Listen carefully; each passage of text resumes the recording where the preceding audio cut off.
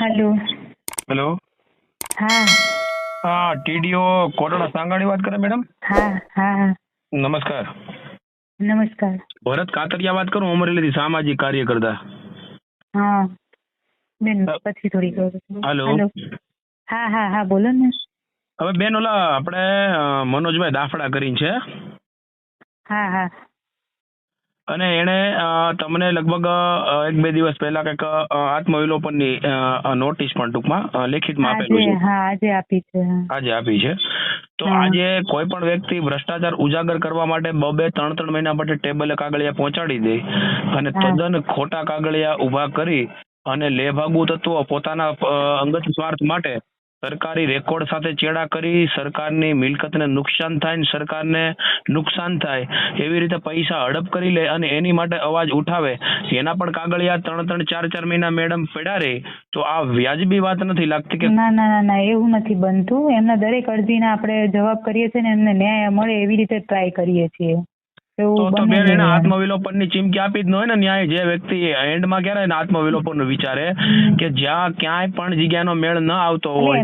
એમની વાત સાચી છે. જૂના સમયે થોડોક ટાઈમ ખેંચાઈ ગયો હતો, પણ મને અહીંયા 1 વર્ષ થયું. મારા આયા પછી મેં એમની જેટલી બી અરજીઓ હતી ને બધામાં પર્સનલી ધ્યાન આપીને બધામાં આગળ વધે એવું ટ્રાય કર્યું છે.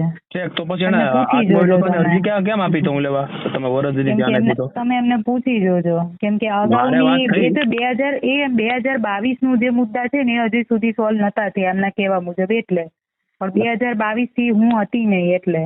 કાંઈ વાંધો નહીં, તમે નતા પણ તમારી. કઈ વાંધો નહીં, તમે એમને સમજાવજો કે આપણે બધો પ્રયત્ન કરીએ છીએ. હું જેમ બને એમ અઠવાડિયાની અંદર બધું સોલ્વ થાય ને એવું કરાવીશ. હા મેડમ, પછી તંત્ર કોઈ સમાજનો વ્યક્તિ આત્મવિલોપન કરે ને પછી સરકાર જાગે ને તંત્ર દોડતું થાય, એની કરતા બેટર છે કે કોઈ પણ માણસ આ રીતે પગલું ભરે એને અટકાવવાનો ના, એવું પ્રયત્ન નથી ન્યાય મળે બનેલું.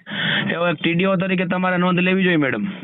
હા ચોક્કસ, મેં નોંધ લીધી જ છે અને હું મારી રીતે બધું કરું છું. મારી જે કાર્યવાહી કરવાની છે. કાંઈ વાંધો નહીં, ખાલી 8 તમે એમને દિવસ. સમજાવજો કે હા. થોડુંક પેલું આપે, સહકાર આપે એમ. બીજું કંઈ. બેન, એનો પૂરેપૂરો સાથ સહકાર છે અને વ્યક્તિને હું પર્સનલી ઓળખું છું. આંદોલનકારી માણસ છે અને સાચા વ્યક્તિ છે, તો જ એ વ્યક્તિ ના, લડતા મને હોય. ખબર જ છે એ સાચા જ છે, 100% સાચા છે. એમાં હું ના નથી પાડતી. રેડી?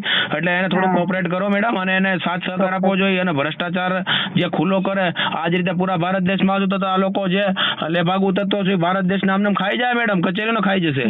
ના ના, એવું ના બનવું જોઈએ, મને ખ્યાલ જ છે. અને એ રેડી? સાચા જ છે. આપણે એમની બધી તમામ અરજીઓની કાર્યવાહી કરશું જ. અને એટલે બરાબર. તાત્કાલિક કાર્યવાહી કરો અને ન્યાય મળે એવો પ્રયત્ન તાત્કાલિક કરો. કરશું, પણ ખાલી એમને કહો કે ભાઈ સમય આપે થોડું, આટલું એવું ના કરે. એમને સહકાર મેડમ, આપે હવે વ્યવસ્થિત કચેરીના રીતે. મને એવો અમે એમને સહકાર આપીએ છીએ. પૂછી જુઓ તમે, એમને પૂછી લેજો એટલે ખ્યાલ આવશે પણ કે ભાઈ મેડમ, અગાઉના તમને કંઈક અધિકારી અમને આપતા હતા કે એના કરતા અમે વધારે આપીએ છીએ કે નહીં. રાજકીય દબાણ હોય પણ એક તમે નિષ્ઠાવાન તરીકે. ના ના, એવું છે જ નહીં. મને કોઈનું દબાણ નથી. તો હું તમને વાંધો નહીં, સાચી નકર વાત આમાં કહું. કેવું થતું ના, હોય, ના. આપણે આપણી ફરજ ચૂકવાની ન હોય મેડમ.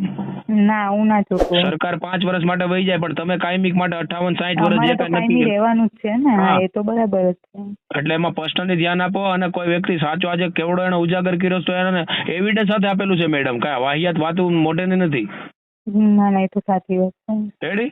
એટલે જેમ બને એમ ઝડપથી છે ને પ્રયત્ન કરજો. હા, બરાબર? 100% પણ પ્રયત્ન એમને કરો. કહેજો કે સહકાર આપશો એમ. ના ના, કાંઈ વાંધો નહીં. સમજે, તમારી બરાબર? જોડે વાત કર્યા પછી હું ડીડી જોડે વાત કરું રાજકોટ. હા, ના, સરનો ફોન આવી ગયો મને. આવી ગયો? હા હા, પણ હું એમને ફોન કરું છું પણ રિસીવ નથી કરતા. કાંઈ વાંધો નહીં, આપણે હવે ચર્ચા કરું છું. પણ તમે 8 દિવસમાં મેડમ. એમને અહીંયા. હા, તો એમને કહો કે એમને જે કમ્પ્લેન છે ને રજૂઆત છે ને એ રૂબરૂ આવી જાય. એવું Okay, કહી દો. madam, this matter is wind up into only 7 days. 7 દિવસમાં મેડમ થઈ જ આવી છે. આ તો તમે એક પ્રક્રિયા અધિકારી તરીકે તમારી નૈતિક ફરજ બનતી હોય છે મેડમ. હા, ચોક્કસ. હા, તમે ખાલી એમને કહેજો કે એકવાર અહીંયા આવે. કાંઈ વાંધો નહીં, વાત કરું છું. હા હા. હા.